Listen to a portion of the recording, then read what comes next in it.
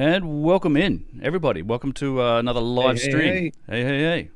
All right. Got the. We are live. Everybody's live. Is everybody live? We are all live, Okay. ladies and gentlemen. We are. Brothers of the Serpent, UnchartedX, first stream of the new year. Indeed. I hope that works. Welcome to 2025. Yes, welcome to 2025, everybody. Happy New Year to you guys as well.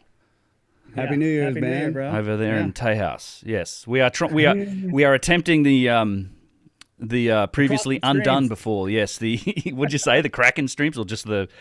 We're crossing. We are crossing the streams. Yes, we're trying to go live on both channels. So that was an involved little countdown for a minute there.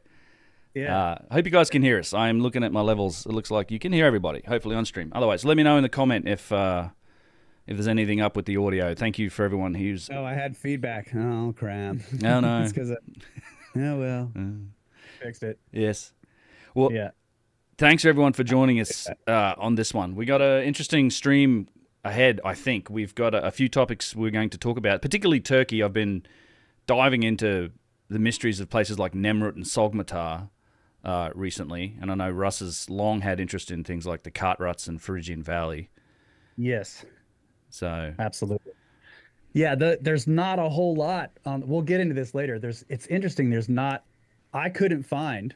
And I haven't been able to find, maybe people in the chat, if you guys know anything, like point me to some actual scientific papers on this stuff out in the Phrygian Valley. But we'll show some pictures and talk about it later. But last time Kyle and I streamed, we talked about his experiences when you guys were scanning in Egypt. And Ben, you were there. yes, You wanna talk about that a little bit? What did you think of that? I do, yeah. So what we thought we'd do before we dive into the Turkey stuff is give a quick update on the Vase scan. On basically the scanning project. It started, probably most people know it as the Vase scan project, but it's become a bit of a broader scanning project, I guess. It's a topic that we've both of us had interest in for quite a while. Kind of began with some of the LiDAR scans and photogrammetry that's been happening over the past few years, and it's progressed to the point where, Adam Young and Alex Dunn and these guys got that first vase scanned properly, and that showed, there's all this precision on it. And as that came out, it evolved into this just open sourced kind of people jumping into it left, right, and center. Matt Bell got involved, bought a bunch of vases. He's had them scanned. Carolee is out there with the Ancient Technology podcast, and he's an engineer, and he's got himself a $15,000 scanner. Carolee, yep, shout out to Carolee. Check out his channel. He's definitely talked about some of this stuff.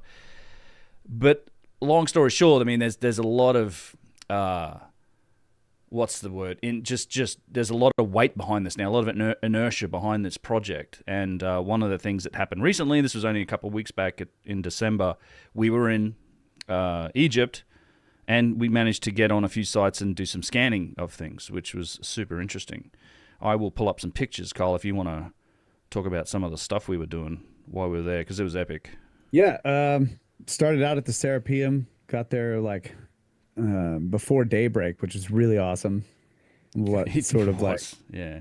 First light, no one there. Got to go in there, and then, I mean, really, what we learned, I would say, is we could spend a whole week there easily. Yeah. Because we both, I was doing photogrammetry on one box. But I don't even know how that's going to turn out. It just proved to be quite difficult. The lighting situation is tough to deal with. We may have a second chance. Yeah. Maybe. And then I wasn't present for any of the scanning in the Serapeum, but I kind of heard it was a similar situation where they got to get some pieces, some corners, inside corners but nothing whole. So right. You'll be able to analyze these inside corners and see, well, how perpendicular are these walls to each other? How flat are the surfaces? But of course, you can't check it across the entire artifact. It would just take a lot more time to scan an entire box. It's a very involved process. Well, they're giant. I mean, that's the problem. I mean, a lot of these scanners, particularly the you need scaffolding. you actually do need scaffolding to even get on top of it, to stand up high enough to get the lid and everything too. Yeah. But it's one of the limitations of, it's amazing that the technology's progressed to the point where you can have structured light scanners, things that, and you're talking resolution, at best, most of these sensors are 0.02 of a millimeter, which is about a little under 1,000th of an inch, I believe. Is that right? It's a 20. Yeah, so it's 25 microns. I think so. Yeah, it's about 20 0.03 microns, millimeter. and there's 25 microns in a thou, so it's about 20 micron. I think that's right. Yeah, about a thou, a little under. But it's amazing when you can even get these things to be relatively handheld and portable as it is. It's really only been the last year, because prior to that, all of these things were really only available in like a fixed location. You had to bring artifacts to them, and they were on arms, and you had to set it all up and do this stuff. But now you can actually get these things and have them be relatively mobile. But one of the restrictions is you're limited to a couple of meters at best in terms of object. And when you're looking at serapeum boxes like 5 meters long, it's just not going to be able to have that much data. And you need a beefy computer. So what were you telling it. You were in the chat when we were talking about this on our last live stream, and you were like, "Nope, it's not the scanner, it's the software." So what is the deal with the software and the limitations there? Yeah, so it wasn't the laptop. Yeah, it's not the laptop. It's not the power of the laptop. You're right. I was like, that laptop is a piece of crap. It was really not a piece of crap. Here, I'm going to share this because this was us going into. This is cool. This is like, you guys can see this. This was. Oh, I'll have to switch over to. Yeah, let us switch to it. Switch to the video file. Ben's video share at the top. Here we go. Yeah, all right. So I played. This is walking into the serapeum. This is like pre-dawn into the serapeum, which I just thought was damn cool. We're hanging out the front, in the darkness, getting into the serapeum super early in the morning. But yeah, the PC we had was like, it had 128 gig of RAM. It had like the latest NVIDIA mobile graphics card in it, the GPU. I mean, it was a beefy. I know Adam spent a bunch of money on it, and it's the software. So the software is really not optimized for this sort of thing. It takes forever for it to actually generate a little point cloud afterwards. There's a lot of waiting around. It's just not very well optimized at this point. So, and because in these lab settings, people don't care about time. You can go and get a coffee or whatever while it sits there and crunches all the data. But it'd be nice if it just collected the data and you could do things like, well, let's crunch it later. Like, let's worry about creating point clouds later on, rather than sitting here for 5 minutes while it does its thing for each little section.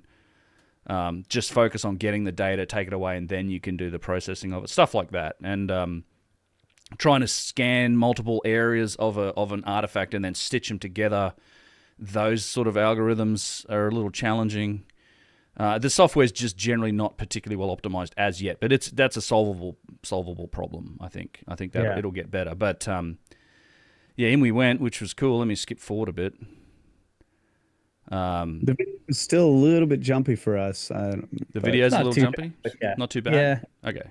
Well, we can look at the pictures as well. So total crap. It's total crap. Oh yeah, so we did. This was a special permission, so they did open up the back area, so we got to play with. I never even went. I just took a left. Yeah, you didn't go in here? 22. No, I just went straight to the box with the writing on it and started photogrammetry, and basically worked on that until they started yelling at me to get out. This is the problem. We're going to run off top. I'm already off topic here because I'm looking at this thing here and I'm like, this is really interesting because this is one of the granite steles. This is the only one left. It's the only false door that's left in the serapeum, and this place had them all over the place. No, they don't keep the lights on 24/7. They turn them on for us when we came in there. The keepers are obviously there. They turn the lights on. But yeah, so these false doors are in all, two sides in all the archives. Anyway, let me stop the sharing. So you don't think that is it possible that these things are added in much later? These big slabs. No, I think they're original. Yes, because, and I'll tell you why. Because one, this is that false door shape goes back to the very earliest of times. These are big slabs of granite.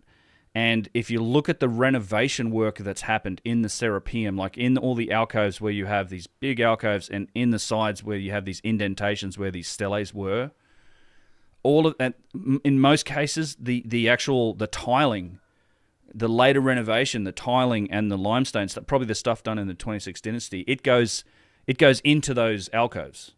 So those pieces of granite were probably already missing at that point. So these seem to be like original features that they were just tiling over them, and it's covering them up. And I have the sense like this is just pie in the sky. I mean, not pie in the sky, but my intuition around this stuff is if these boxes were functional, I think that whatever function it had something to do with these false door shapes that were just sort of focused on these boxes. In all the big alcoves, they're like 2 giant granite steles with these false door shapes aimed at these alcoves, at these boxes.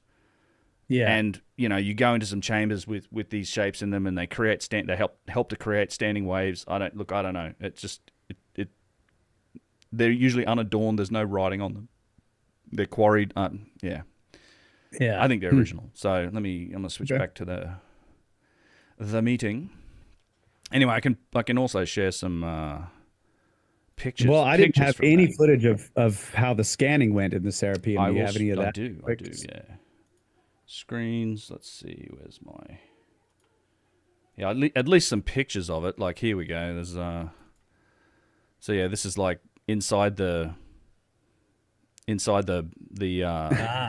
blown up box. See that? Yeah. So I call this the Dunn box. This is the box that Chris Dunn. One of the boxes that Chris Dunn measured, and it's the only one that the lid was never moved off of it. Technically, I mean, there was a hole blown in the side of it, but technically speaking, this lid is still in situ.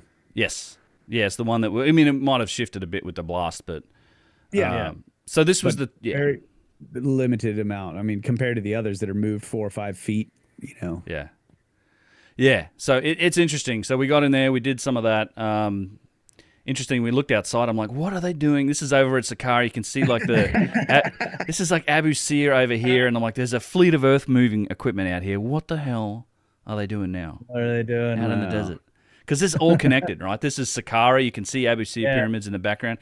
My last video on Abu Sir, I went through this. Like it's literally part of the same thing. Like there is 100% stuff under the ground all the way to those pyramids. All the way. Yeah. I'm pretty sure they're piloting. Yeah. They're picking dirt up and they're piling it up over here.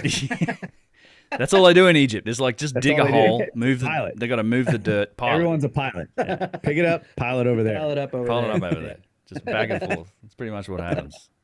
Yeah. And then so that day we also went down beneath the step pyramid. Right. We that was another permission we had. Yeah. Which was super cool. So I got to I just had to swim in the dishes. That was my favorite part. Scrooge was Scrooge McDucking it. Scrooging it up in the dishes, dude. In the piles of dishes. Golly. Yeah, well here's the really cool thing for me about this is that this is in situ, right? This is like the people look, I don't think the provenance argument that people make about the Vase Scan project holds any weight whatsoever. I think it's illogical. All you got to do is think about it for a bit. It's a nonsense argument. It doesn't make any sense. However, it's the standard thing that people go to. Is like, oh, these are fake. The provenance, you can't establish it. You have that problem with museum pieces too. You guys kind of, I mean, this is news, right? I've been talking to Adam about, you guys already got into the Petrie Museum and did this. Yeah. So that Carolee and Kyle, you were there, and Adam was there scanning vases in the Petrie Museum, which a lot of these things have photogrammetry and all that. Impeccable provenance. Impeccable provenance, even though some of them Petrie bought from vendors himself in the late 1800s, whatever. Let's just agree they probably weren't making them on lathes. Yeah, of course. They didn't have precision-wise.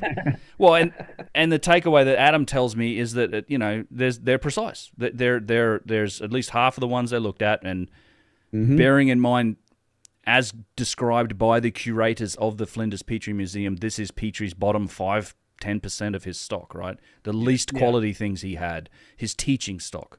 They were his teaching stock, yeah. Yeah. Gave all the good stuff to benefactors and, his friends and buddies, and he probably kept for himself or whatever. And I'm sure like the British Museum and some other I'm sure a lot of other museums got pieces.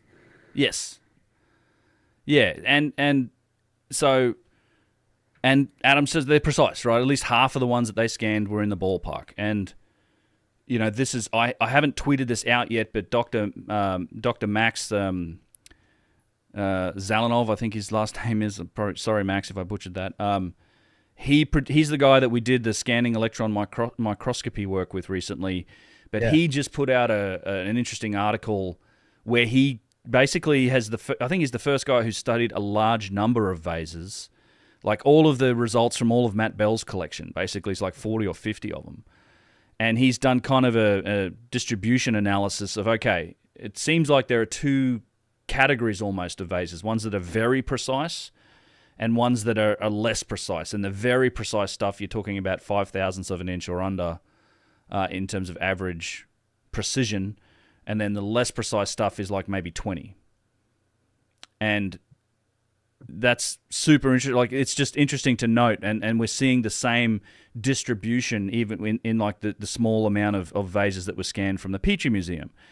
And long way of cutting around this is to really say, well, this is addressing that provenance, objection to the vase scan work, saying that, the vases you guys have looked at are all fake. Well, not according to the results of the Petrie Museum. And look, we're actually down here beneath the step pyramid. You don't get any more OG than this, right? This is literally pieces that are still there.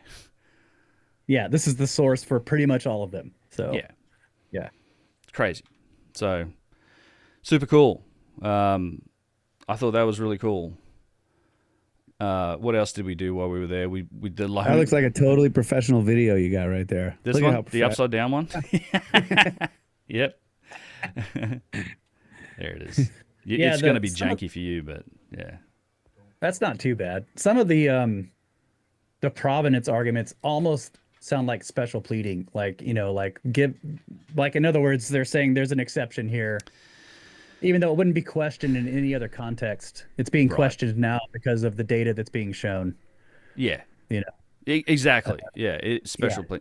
I mean, to me, look, I wrote this. I've been meaning to write this article about the whole process, and I'm just going to flip back. I'm going to stop sharing here. We'll talk about this a bit. I sort of break it down in a couple different ways. One is that people don't understand generally how museum or the antiquities market works when you talk about provenance of these vessels.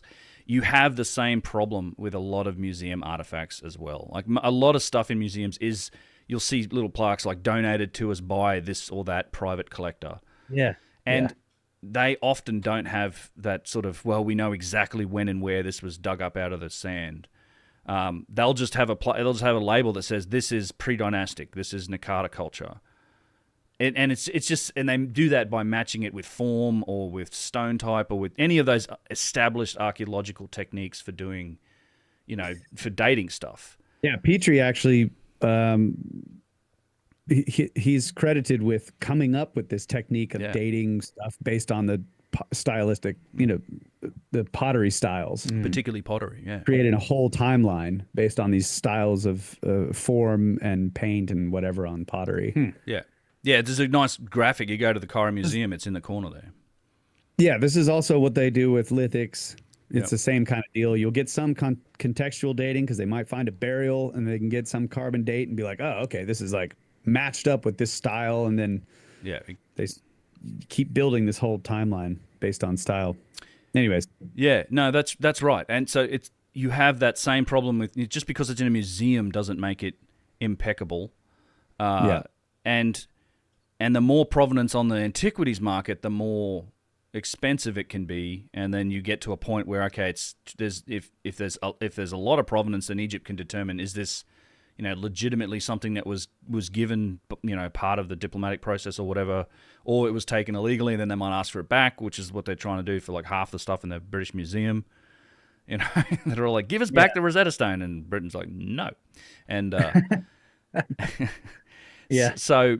It's a challenge. And the other thing to me, that there's a couple other things that don't make sense. It's like, even with the vases that have been studied that have provenance going back to the 1960s, the 1980s, it just doesn't make sense that they were ever made as these highly precise designed fakes in that time period. Because, to be honest, these vases were never worth very much on that antiquities market. Not until recently, until they've been shown to have precision, and honestly, till my videos came out, I've heard from antiquities dealers like the price of these vessels went up 3-4x on the antiquities market. And before that, people were more interested in stuff with writing, statuary, stuff that they wanted statues or writing. Yeah, if they have a vase that looks like this, it's just a stone vase. Like, what do you do? It's not, you can't do. It doesn't immediately scream ancient Egypt. No, you got one too. Yeah, this one's actually stone. I meant to bring down my Petrie core. Oh, I have it. Yeah, You got an actual stone one? Yeah. Well, it was just thanks to Yusuf's the man. Yusuf's brother created this one. Yeah. Oh, yeah. He made it by hand. He made it with power tools by hand, no lathe. We also scanned this because scanning this sort of work was like, how good can you make one with modern power tools? Like, that's a great data point, right? Yep. The inside's not as hollowed out as the inside. It was just a beautiful gift he gave me. I'm very appreciative for those guys. But Yeah. it's made from a conglomerate type of stone. But yeah, Carolee printed out the Petri cores. Yes. They're cool. It's great. It's like it's a very, very good print. You can actually see the. You can see some of the striations. Yeah, if you like shine the light on it on the side here, you can see. Yeah, there you go. Look at that. You can sort of see the striations on it. It actually shows the groove. Yeah. Anyway, so they just weren't worth much, and you couldn't have made. I think it's challenging to even make them with that much precision back in the 60s or the 80s with the equipment they have, and even if you could, it would have cost a fortune. You'd never make your money back. So it's like, what are you left with? Does it mean it's just a practical joke? Somebody made them thinking it'd be funny that in 50 years people would lose their shit about it because they'd invent technologies to be able to analyze them? I think it doesn't make any sense, and it's lacking a bit of logic, the whole argument. And to be honest, if you were making them in China, ranging in size from thimble to massive, like a 1 ton piece. Yeah. I mean, how much do those ones weigh? That the ones in maybe not a ton. Yeah, not a ton, probably 500 pounds. Yeah. Some of the Gotta big be. ones for sure. Yeah. A couple hundred pounds at The least. huge ones in the British Museum are like they're giant boulders. I mean, they're just They got to be hundreds of pounds. Yeah. I would say 500 pounds Yeah. for that biggest one. There's one in the Petrie Museum too that's like he's just got a bunch of pieces of, but there's like they sort of built a model. Thank you very much, sir. Oh, sorry, For a gentleman Chris. and a Thank you for the scholar. knock 200, man. I appreciate it. Super cool. I will break for super chats if you guys need to. Go ahead. Yeah, we Yes, had all for the Vipercrest fame. also. We got 200 from him as well, and then there was Thank you one so more. much. Yeah, thank you. Thank you, guys. Viking Gaming. We Dennis. lost it. Oh, where did it go? Yeah, thank you guys for the super chat. Yes, Seriously. thank you. I'm engaged in this conversation. I'm trying to keep up with chat, so I will try and catch up with chat. So apologies for anyone that hasn't that I'm missing on the chat. But yeah, so look, it's the Provenance thing again. And then if you're making them as fakes, the last thing I'll say about it is why design them with like this complex mathematical formula, like the radial traversal pattern. There's no reason to go to that much effort to that this design.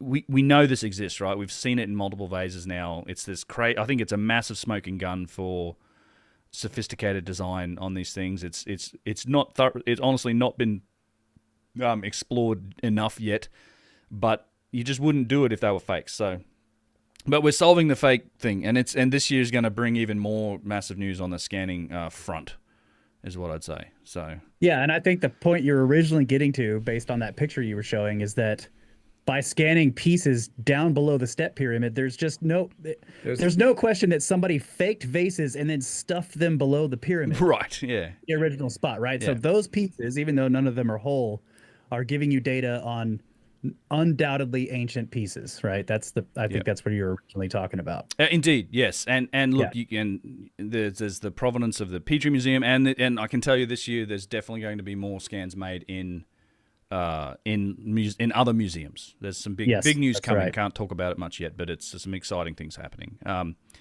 And Carolee's in the chat. Hey, Carolee says that we still need time to analyze Yusuf's vase. Quite busy with the Petrie scan still. Yeah, that's the other thing. This stuff, once you scan it, that's like step one. The analysis in Polyworks, then the work begins. Right, it takes a lot to analyze it. But yeah, this was cool. Like getting these having a couple. We actually scanned 2 or 3 of these handmade ones as data points, as well as we also scan some of the handmade alabaster stuff as data points. It's I think the broader the data set that we have, the better, right? So yes. So yeah, all right. Let's see.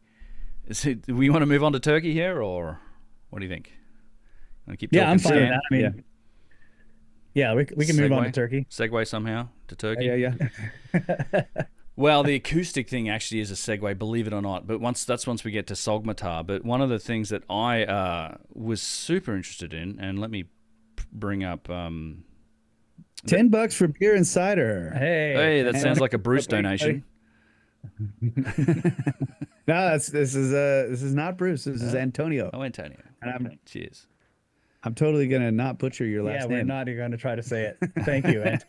Get that.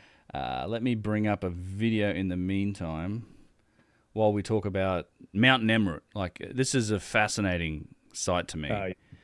We visited Mt Nemrut, and by the way, everyone, we're going to talk about Turkey. And I do want to say, if you want to go to some of the places that we're talking about for the rest of this podcast, we are going to be there in April. We have a tour happening. You can UnchartedX.com, find the tour itinerary. It's part of the reason we're so excited about talking about some of these sites is because there's some of these sites we've never seen. I haven't seen. You guys haven't seen. The cart rots, the Phrygian Valley, Cappadocia, Derinkuyu. And there's a bunch of stuff in southeastern Turkey that we're going to get to that's also really cool. So some of these things and we're definitely going back to Nemrut. Like I really am looking forward to getting back to Nemrut, to be honest, because I know so much more about it now than I did beforehand. So what is Mt Nemrut? If you haven't seen it before, it's hard to put it into context. So I think it's, 7,000, 7,500 feet up in the air. It's in the mountains in southeastern Turkey. And on the tallest peak, I think, in that area, there is, and you can see it here, there's obviously some snow on the ground. There is a giant Sorry, go ahead, Ben. tumulus mound that's then been let me grab this. Then been built around, or it's had some sort of megalithic architecture and carvings done all around it. So do you guys know the background with Nemrut? Have you? Well, I know that I know the basic story of what's the guy's name? There was the king, and is it Antonius? Antiochus. Antiochus. Antiochus the first. Antiochus. Yes. Yeah. So he basically, the idea is that it's his tomb beneath the tumulus. Right. And then he wanted some kind of dedication to him done every year up on this mountain. And at first that was said to be, so there's like a platform, there's an altar basically. And people at first thought it was because he was like incredibly arrogant, but then other people disagreed later, saying that reading the text very carefully, you see it was actually they contend that it was a more of a pious request, not an arrogant demand. Right. But, and then there's questions on, there's questions on how was this extremely expensive and difficult project completed by these people, and some of the sort of explanations given are, well, it's close to the Silk Road, so money would be going through, and I don't know. The explanations aren't very good, but it does look, it's undoubted, like what Ben is saying, this tumulus, the main feature on this site is actually the pile of gravel, not all the carvings around it. And it's limestone, right? Isn't it the world's largest tumulus mound? Yes, it is the largest pile of gravel, like ancient tumulus mound anywhere. Yeah. Is there anything similar in terms of stylistic carvings that match this? The carvings, yes, it's very. So I mean, this is like the background to it. It's what they say it is, and I think this matches the carvings. I think the carvings were done by Antiochus, or whatever his name is, who reigned over the kingdom called Commagene, right? Just Commagene, Commagene, which is a kingdom. This is just quoting from the UNESCO, what UNESCO says about it. Commagene was a kingdom founded north of Syria and the Euphrates after the breakup of Alexander's empire, and it's one of the most ambitious constructions of the Hellenistic period. The secretism of its pantheon, or the lineage of its kings, can be traced back through two sets of legends, Greek and Persian, and it's evident of the dual origin of this kingdom's culture. So you can see there's influences from both Greek and Persia in this, right? The kings that you have there, you have this mix of gods, basically, from either one. And in fact, I know which gods they were depicting, or at least the ones that have been said on the site, because the site itself, super interesting history of excavation. This is one of the mysterious things about it. Like, if I just roll back to looking at the tumulus mound, I mean, you look at the size of this thing. It's absolutely massive. I think it's like it's crazy. 150, 160 meters, so times 3 for feet. 500-600 feet wide and at least 50 meters tall. So 150, 160 meters feet tall. It's a huge mound of, I think it's limestone chips, and it's and it's not like it's. And here's the thing that I've learned about this recently is this isn't just a mound over a flat surface of mountain. We know that the mountain is like a primordial mound kind of deal underneath this as well. Yeah. And wherever they think there might be a tomb or an art or a space or some sort of chambers under this, it's in the bedrock of the mountain itself, but beneath this tumulus mound, which makes it extremely difficult to get to. And there have been attempts to get to it. There was a lady, who was it, by the name of Teresa Gohl. So she dedicated her life to this site. So originally the site was excavated. Carl Sester, back in 1881, did some excavations here. But then once Teresa Gohl came out, I think around 1947, she then spent several decades at the site, going back to it every season. Because you can't get up there in the winter, and it's a nightmare in winter as high elevation snow, all that sort of stuff. So every season she would excavate, and then eventually in the 60s you had the advent of ground penetrating radar and other seismic technology. So she spent a couple of years organizing different tests that were magnetic anomaly testing and ground penetrating radar, as well as acoustic techniques. So pretty much the whole gamut of what was available in the late 60s in terms of testing. And it turns out that so all of the results of those tests show that yes, there are anomalies here, and yes, there is quite possibly these chambers, what looks like spaces or chambers. It's anomalies. They weren't able to determine it completely, but they were definitely interested in trying to get to them, and they tried to excavate and get to them, and they never could because of the nature of the tumulus pile. So it's always been this big mystery about, okay, there's definitely something under here. What is it? And was this potentially a site that was already here that then, this Antiochus came and built his site around because it's like, this is a sacred site. You recognize what it is. Maybe he knew the history of it. Now, I do kind of want to correct something that I've always said about this, and I've told people. And, no mistakes, zero mistakes on this channel. Zero mistakes. Zero mistakes. One of those things is that I had often said that this was one of the supposed, locations for the Hall of Records that Edgar Cayce had talked about, and that's not the case. So there's actually no connection to this particular place with Edgar Cayce's supposed Hall of Records. If you look at what Cayce actually said, people who don't know, Edgar Cayce's American prophet, would have these visions. I mean, he's the guy who has long said that, the entry to the Hall of Records is one of them is beneath the right paw of the Sphinx. Left paw? I think it's actually... Is it in the left paw? Left or right? I read Maybe right recently. I always thought left. Kyle will look it up. But but I recently read right, and one other thing I didn't realize about what he said is that he said the entrance to it is beneath it. It's not that the actual cavity isn't beneath it. Yeah, but he said the actual Hall of Records is somewhere between the Sphinx and the Great Pyramid, so it shoots off to the side. However, the other locations, he prophesied these 3 locations, and a lot of people made a lot of money off his stock market predictions. So he sort of had some credo in terms of the prophetic dreams arena, or maybe he was just gifted at figuring out which way the stock market was going. I don't know.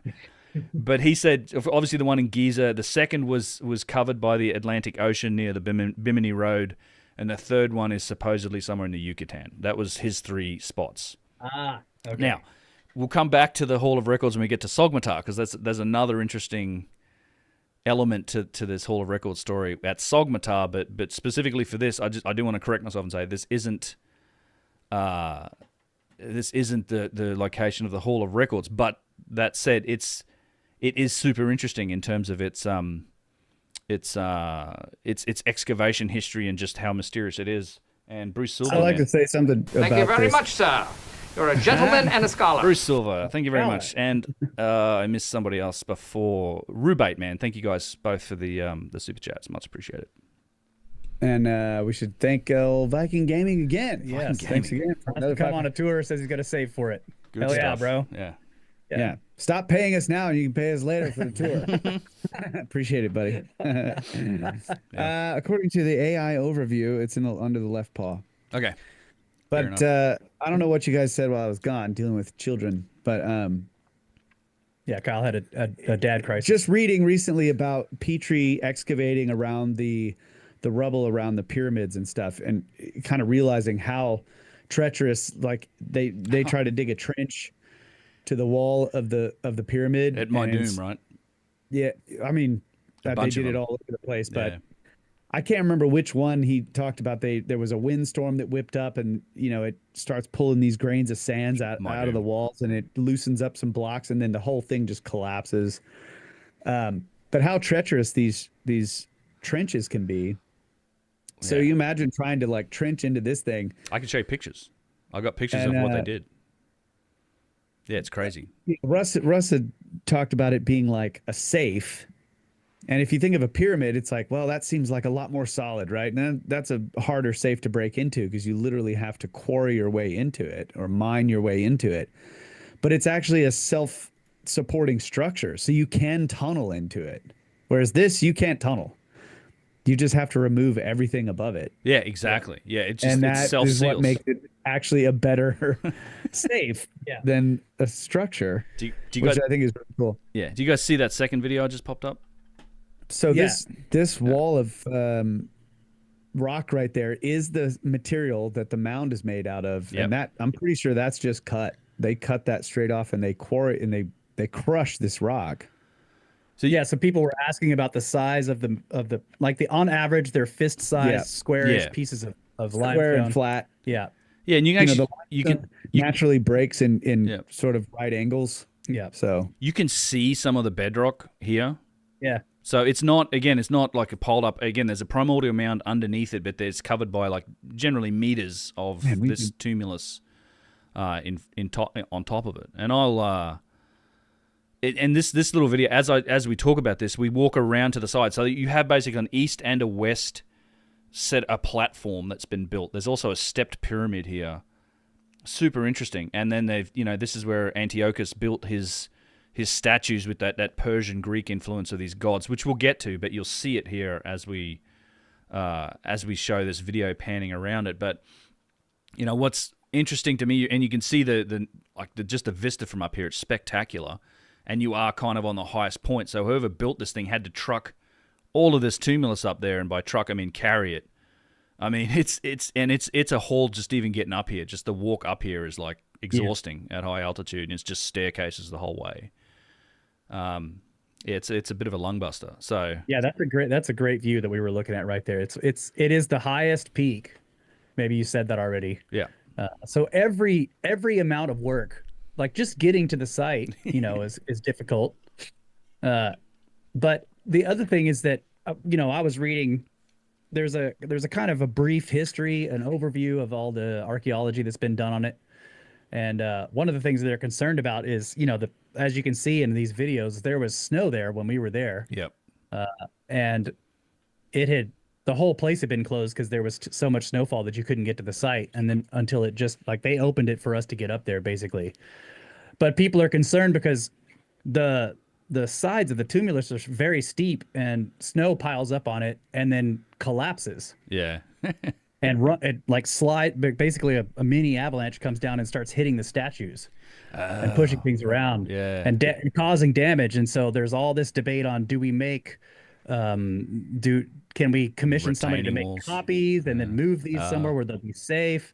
But it is interesting. And so even just the snow is dangerous there. And then the other problem, of course, is that the tumulus itself is piled up in such a way that it's almost at slope failure. So as it is, right? So it's almost going to collapse. Yeah. Just it's right. It is steep. Yeah, it's very steep, and so if you start digging into it, you potentially cause a cascade of fist-sized limestone rocks that start falling from above. Yeah. So it's incredibly dangerous to try to dig into it, and this is why, if there are chambers below it, they have been they have been sealed and unopened by anyone since they were buried. However long ago that was, whether it was Antiochus or long before him. Right. Yeah, it could have been long before him. I'll read a little bit. So there was a book produced. So Teresa Goll, who was there for several decades, basically dedicated her life to this site, excavating it from the 40s through the 60s and into the 70s, and then did like a restoration project, which was like, okay, we're going to rebuild stuff and make the site ready for tourism kind of thing. And she actually died before she had the chance to write the book. So there was it was put together from her. The book was actually built by, and it was edited by, that's actually the step pyramid right here, the remnants of it that's been rebuilt. There was a whole step pyramid here. This is all that's left of it now. Well, actually, they rebuilt this.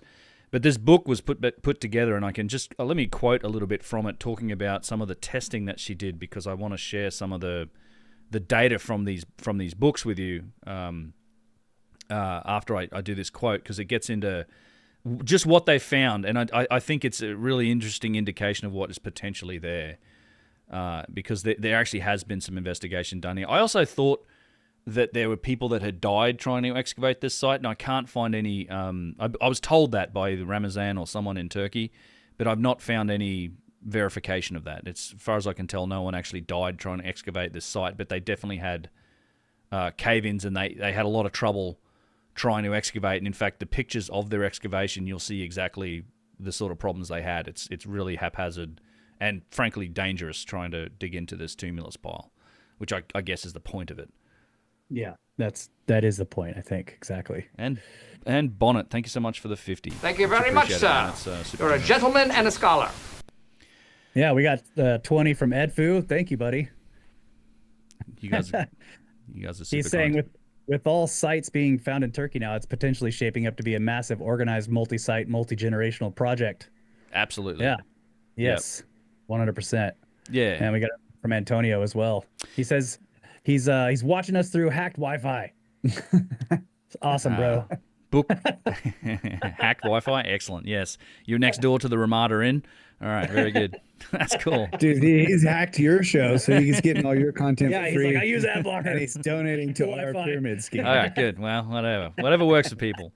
Mr. House Party asked for the book ISBN. Yeah, I'll show you the book in a minute. You actually find it on archive.org. I'm not sure about the ISBN number. However, let me quote a little bit about what Teresa Goll's work on here was, and this is from the introduction by the editor to her book. So quoting it, Goll's only unfulfilled goal in her exploration of Nemrut was locating Antiochus's tomb chamber.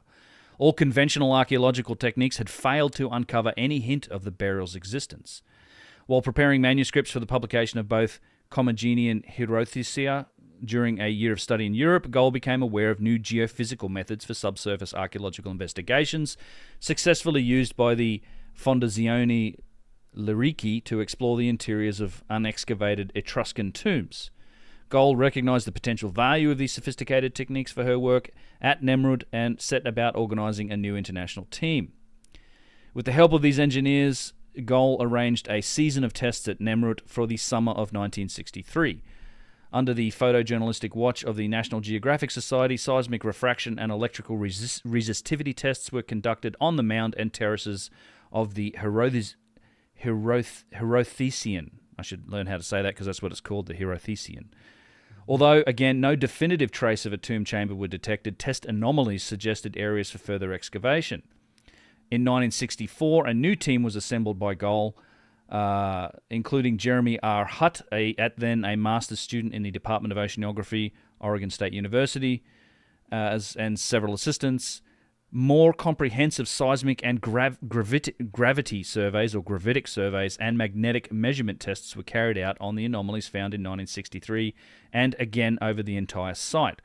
The monument was rephotographed and old drawings were updated and revised. Although the final resting place of Antiochus remained undiscovered, the test results allowed a new understanding of the mountain peak underneath the tumulus. And this geophysical exploration produced a mass of new information about the site that had to be integrated into the already begun final excavation report. So if I go back to this and just share some images, let me show you some of the pictures out of these books, which were very cool. You guys can see this, I hope.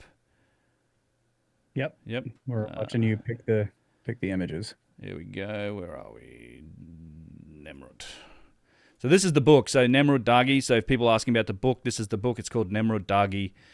There's volume 1 of text. It's the Hierothesian of Antiochus I of Commagene. Volume 2 is the illustrations. Of course, I like the picture book the most. I like pictures. Although I did kind of read. Easy to read. Easy to read. Yeah. So this is like showing you some of the surveys. This is the site plan for the electrical sounding and seismic profiles. They have that in a big plaque at the site. Remember that? Yes. Yeah, for the survey. So this was one. Yeah. So the electrical resistivity anomaly model. So they found a large spherical cavity that seems to be represented by this anomaly over the tumulus mound. So a large spherical cavity with a radius of 3 meters, so at least 6 meters across. So it's a pretty big chamber. Spherical. Spherical was the indication. Although there's some really interesting results that came back from the magnetic surveys on this site. Oh my God, it's a ship. I don't know. Spaceship, bro. Yeah, I love some of these images that show you like the size of the mound, like sort of the topographical maps. Yeah, there's a ton of this really good information in here, showing the site plan with tumulus magnetic contours. There's all these weird sort of magnetic anomalies on here, and this is kind of the site plan. So you can see it's quite regular, like in terms of this. It's centered pretty well, and the tumulus mound goes up. You can see there's an east terrace and a west terrace. And you have the gods are kind of lined up. These kings are lined up on either side of this. And in fact, where they tried to dig and excavate was behind, I think, the east terrace, which you can see shown here a little bit on this diagram with this mess that they made in the tumulus mound behind it.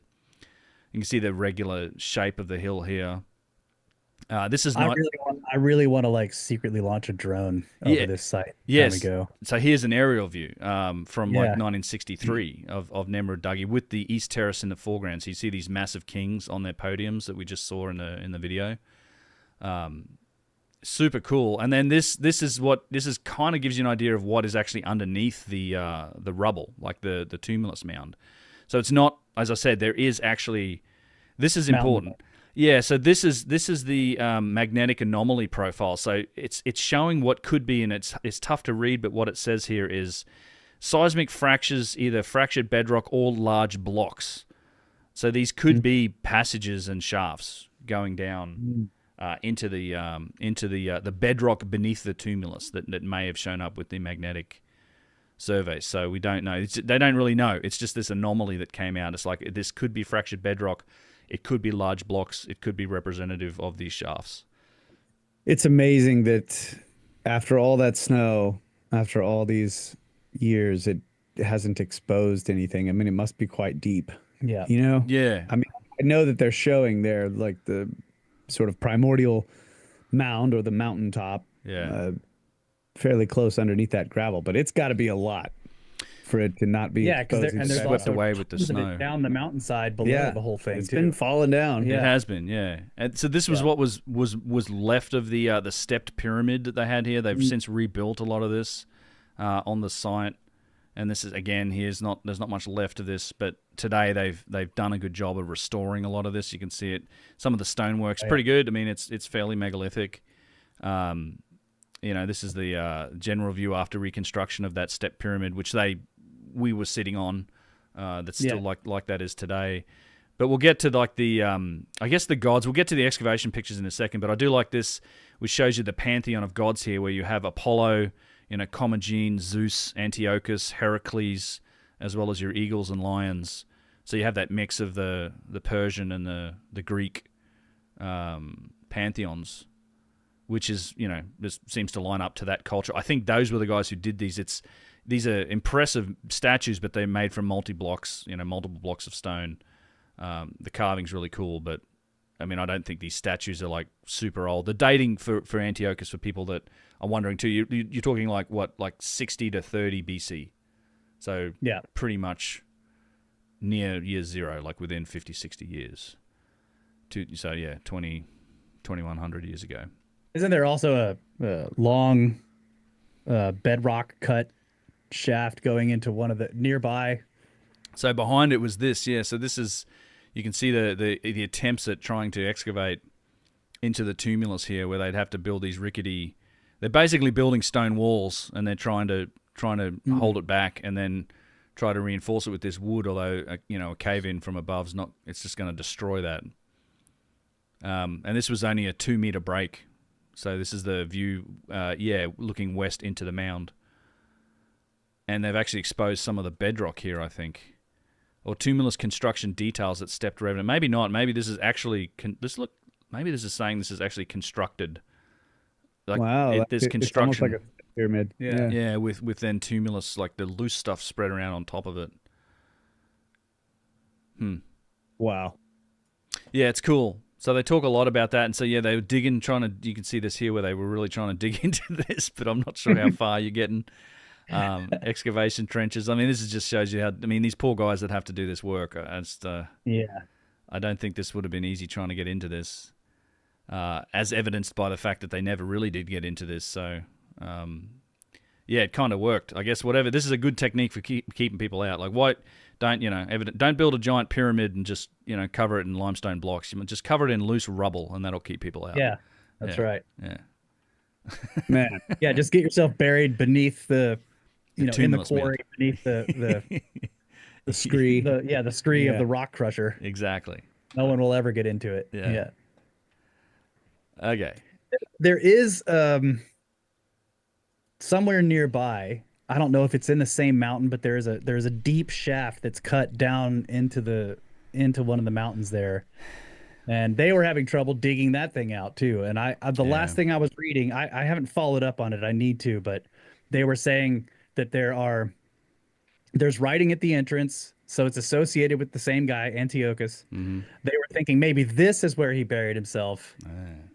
So he's not buried beneath the mountain, but there's this shaft that goes in. Yeah, a red herring, and it says he's buried here or whatever. And they said that as of the writing of the paper I was reading, they said they hadn't yet gotten to the end of it. So they hadn't completely dug out the entire shaft. And that's interesting because, people have complained there is not a lot of funds for doing work there. And then they just turned it into a tourist site. Yeah. So. Yeah, that's super similar to what you hear in Egypt. Like, there's not a lot of funds. We're in, we were at I had the same story, just slight diversion, but the Assyrian. We were back at the Assyrian on this last trip, and of course we didn't have a special permission on the primordial tour.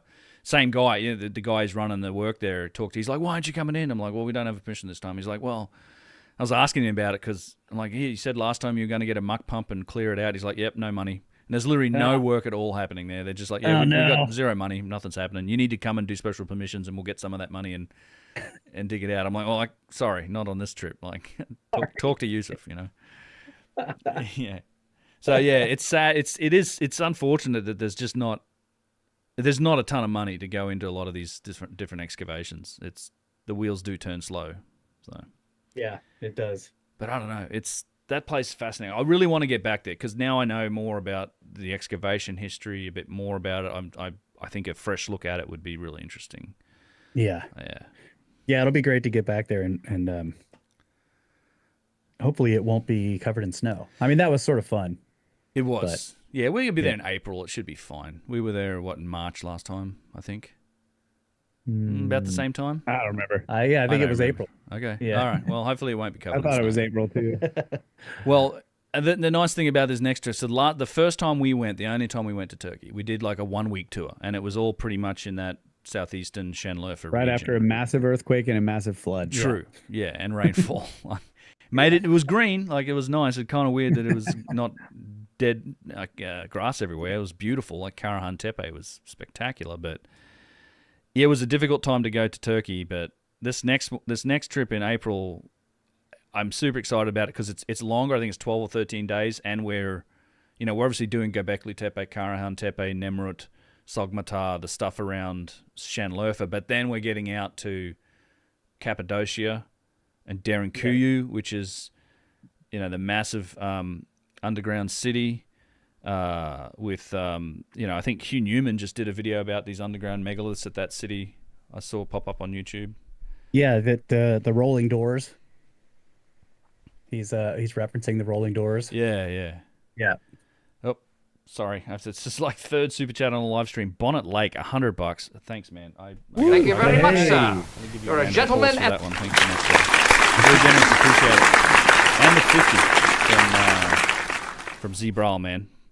Oh, Phil and I are really looking forward to the Turkey trip. You're coming. Zach, Zebral with the 50. Thanks so much, man. And yes. Zebral 50 to us as well. Man, excellent to see you in Turkey as well. Yeah, same. You're coming on the trip. You don't need to tip us in here. I appreciate it. Thank you, sir.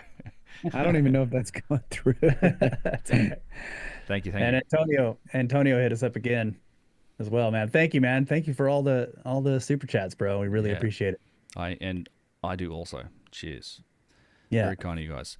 But yeah, so Derinkuyu, I've never been there. It's like this massive underground city. I can't wait to get in there. It's a beautiful area too, from all accounts. It's like, it's scenic. You've probably seen pictures of it if you've ever searched for it. It's like these, the huts or just the dwellings that are cut into the side of a mountain, and then they found that they've got entrances in these homes where people live, literally going into this massive multi-level underground city, one of the biggest underground cities that I think they've ever found. And there's more than one, right? Derinkuyu is the one you can get into, but there's multiple, a bunch of them, like massive underground complexes in this same area. And some of them it's hard to confirm these kinds of things. You see this being said by authorities in Turkey and in the area, but that they may be connected at the bottom levels with each other, big roads. And that there's water sources down there as well, that they've dug them deep enough to get down to, like water. I think there definitely is water, and I've heard the same thing, that they may well be connected. Yeah. I mean, I've heard other stuff too. Have you heard that other story? There's a story about giants? Is that where that is? Where someone went down in there and got lost and then found giants? I can't remember if that's that. Might be a Professor Shy topic, but it's... Yeah. that might be... I don't know that might be the Hypogeum. Oh, it is the Hypogeum. That's right. It is the Hypogeum. Yeah, Malta. Different but it's story. very similar in style. The Hypogeum. Yeah. You kind of associate it. It looks like almost an ancient underground bunker, like something you would build because you're afraid of something on the surface. Now the debate is, what were they afraid of? And people are like, oh well, it was invasions, and so you're hiding underground. And I can't really buy that, because the other thing that they have is there's air shafts they could going to the surface, and if you're living down there and you're cooking, then any invading army running around on the surface is going to see smoke coming out of the ground, and then all you have to do is you can easily plug it up, start pouring water in there or something. That's right.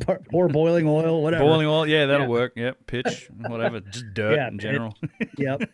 Just I mean, I don't know, what's interesting is to connect it, if possible, to some of the the Zoroastrian mythology about Ahura Mazda and him telling, I think Graham Hancock goes through some of this, but Ahura Mazda basically telling, what was his name? What was the guy's name? Vishnu or something? No, not Vishnu. That's Hindu. What was his name? Yima. Yeah. That's right. Fair Yima. That's Fair right. Yima. Yeah. He tells him to basically build an underground Vara is what they're calling them, to protect people from what he calls a catastrophe of ice. Right. So that the surface would be unlivable for a long time, and that they had to very carefully pick the people who could live down there, that they had to be perfect and no defects, and that there was like like everybody could have a certain number of kids, and it was all very regulated, because it was basically you're having to have a functioning society underground for hundreds of years, possibly. Right. Is the indication. So are these sites the Varas of legend? And if so, how old are they really? That's what I love about the Derinkuyu stuff. Yeah. I'm super stoked to visit those sites. Yeah, I can't wait. Well, and the other once we're there, I think we go off to the Phrygian Valley after that, and that's I've been watching what you guys have been doing, because you did that video. I mean, that's where there's a bunch of stuff in the Phrygian Valley, but one of the things in particular, I think you added it to the itinerary. Yes. Because of the cart ruts. The cart ruts, right? And I watched the video you guys had with Mike from Wandering Wolf, looking at the cart ruts in Austin. And I've not looked deeply into the cart rut thing, but it's I mean, it is super strange. Like, Right. I saw what Graham Hancock he talked about him. I think in the first season, was it the first season of Ancient Apocalypse, and disappearing into the sea. But the Phrygian Valley's got a bunch of this stuff. Yes. So the most famous cart ruts are from Malta. Those are the ones that most are familiar with. They're all over the island of Malta. Trying to get out the sun here, Jesus. Yeah, you need some curtains. I have put a curtain up. It's coming through the curtain. I don't know. It's very strong here at the moment. It's the curtain might be a sheet. Maybe it isn't enough. Yeah. Yeah, it's blinding you. I can tell. Yeah, yep. It's blinding me. That's all right. Carry on. Get the shades. Malta. Yeah, I might have to get some shades. Yeah. So Malta is famous for what we were just talking about, the hypogeum, for one thing. There's at least 2 known hypogeums. There's only one that's sometimes open to the public, but there's a second one there. Those are discovered in the same way that the underground cities in Cappadocia are discovered, which is usually somebody is digging something in their basement and they break through into an underground chamber, and it turns out to not just be a hole in the ground, but actually a massive, incredibly ancient, beautifully constructed, complex structure beneath the ground. Silo. Yeah. Like, I mean, of course, Derinkuyu is like at least 12 levels deep. Right. Malta is 3 or 4 maybe, and it's got some beautiful carvings in it. The other thing that's interesting with Malta is for a long time it was some of the oldest. It was basically considered to be the oldest megalithic sites on Earth before Göbekli Tepe was found. Yeah, the hypogeum and that. Yes. Yeah, the hypogeum, and then I'm not even going to try to say the names of the temples. They have, like Gigantea is one of them. Gigantea or whatever. Gigantea, yeah. And then there's a bunch of other ones that have interesting names. They're all circular, which is interesting. Göbekli Tepe is also, has these circular shapes. Stonehenge as well, right? They look like stone circles, but they've been turned into temples. Right. They also have the sort of signature stone doors where somebody has made a square megalith and then cut a round hole through it, like basically made a door in the most difficult way possible. It's the temples on Malta are famous for that too. So somewhere these people on Malta a long time ago, this may be even up to almost 5,000 BC, were cutting, quarrying, extracting, moving, and standing up enormous limestone blocks on this island.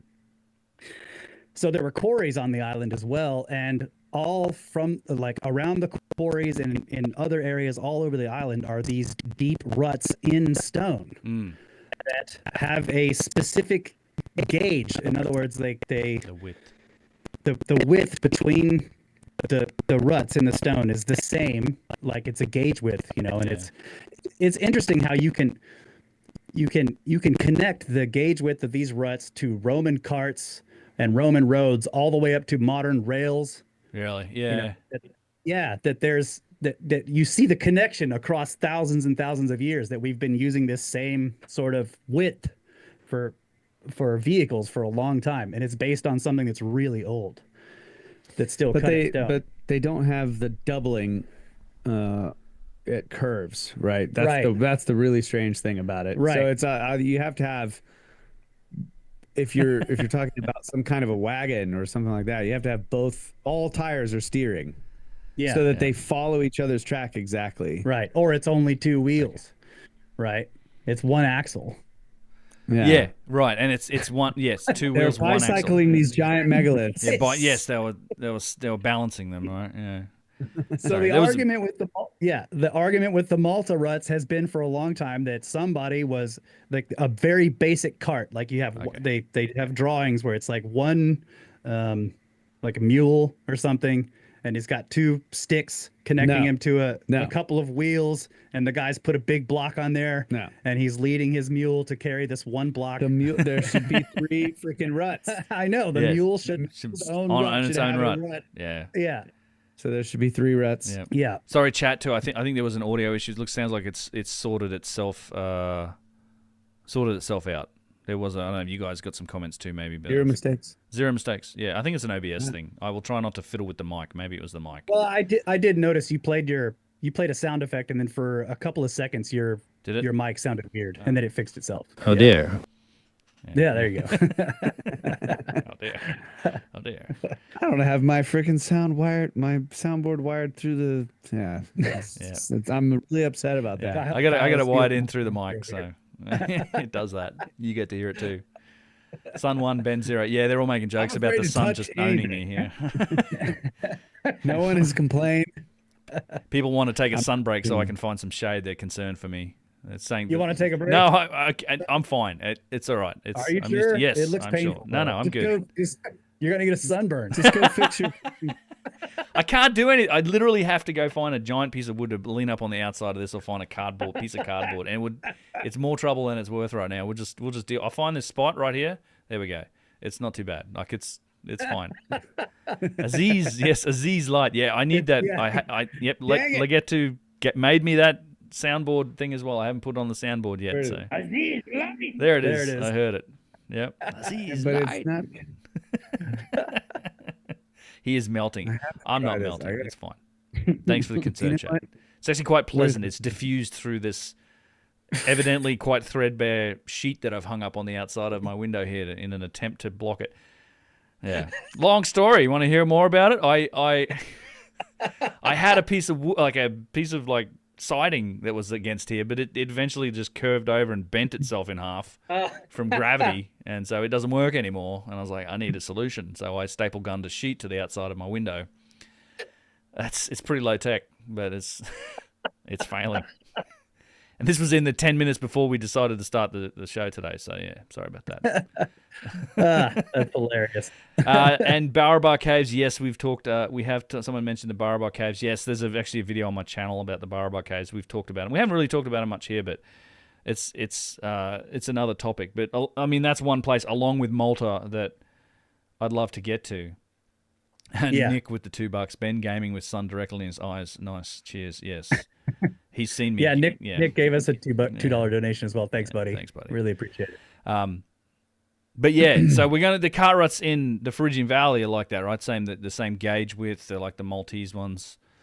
Yes, they. Okay. So there's some differences. Like in Malta, you can see cart ruts that are pretty thin. Each rut itself, like, looks more like what you would expect a wagon wheel. But then other ones are wide, like how you would expect more like a modern tire, and the bottoms are flat. And then there's pretty steep edges. This is mostly what's in the Phrygian Valley. And one of the things I'm interested with the Phrygian Valley is because some of these are cut through quite narrow, however they're made, I don't know. Like, there's arguments that they're really old and they were made when the limestone was actually soft. Right. Or it's some, then the standard explanation is that they were made by enormous amounts of traffic over the same path multiple times, slowly with friction digging into the stone. I just have a hard time with that. But in the Phrygian Valley, some of them are really well preserved. On Malta, a lot of them are incredibly eroded. They've been exposed for a long time. And there's like the ones in Texas too. Like they were pretty eroded. Some of the ones you saw. Yeah, and they're at the bottom. They're on the bottom of riverbeds, so they've been. Water's been running over them for who knows how long. But still, what's interesting is I was reading a paper on the Texas ones, and they were talking about how it was really interesting. This guy was basically saying, these were probably cut by wagons in the 1800s, blah, blah, blah. Then he goes on to say how well preserved they are because they're in incredibly hard limestone in the bottom of riverbeds. I'm like, wait, you think like people driving wagons for maybe 50 years did this, during the expansion of the West, cut these into incredibly hard limestone, but then that limestone is really hard, so it's survived all the floods and everything that the river has done since then. I don't know. Yeah, it doesn't make a lot of sense. Yeah. Yeah. But in the Phrygian Valley, and it's difficult to find good pictures of this. One of my goals is we're going to get some really high quality video and photos of these. Kyle, you can share this one if you can right now, Kyle. Sure. You had the video up there, so it's the video that's this is the I can see it. Yes. Yeah, I got it. Just photos. Yeah. Yeah, just a couple of photos. Oh yeah, look at those, and they're wide too. Huh? Look at the scrape marks. Yeah, on the left. Yeah, and on both sides, really. Yeah, and on the right. So this is you know, and again, this is a low quality photo. We're gonna get better ones. Okay. Yeah. But you can also see like Let me zoom in. To the pixel. I can see Yeah, pixels. I can tell I can by the I pixels can tell. that there's something weird here. There are actually some better quality photos on a Enhance. Yes. yeah. Yes, zoom, enhance, rotate. AI. Fix, yes. the AI. photograph. Where's the AI when you need it? Yeah. So You want to just go to the next one here? yeah, just pop You over. can So use the there, arrow. there's a good so Man, this is come on. what is this? It's like Are we expecting that the wheel axle was just allowed to grind this grind into the out of side it. And the this mountain? is what, limestone? It must be. It looks like. Yeah, And- it's limestone and it's hard limestone, but Yeah. also look at the rut down below it on the left there. It's flat on the bottom. It is. Yeah, it is flat. And very steep sides. This, I say, argues for it either having been purposefully cut Okay. Yeah. or it was made in mud. I don't know. You gotta looks like you have a fairly straight wall on the inside and a slanted tilted wall on the outside, which is interesting. Yeah. And if this not was an mud. axle, I mean, I guess maybe the axle isn't turning. Well, Limestone. so one of the other arguments is that these were irrigation channels. But if it's an irrigation channel, what the hell is that above it? Yeah. There's no reason to have that up there, that cut, that scrape along the canyon wall. You know, it's not a canyon, but you know what I'm talking Yeah, about. Yeah.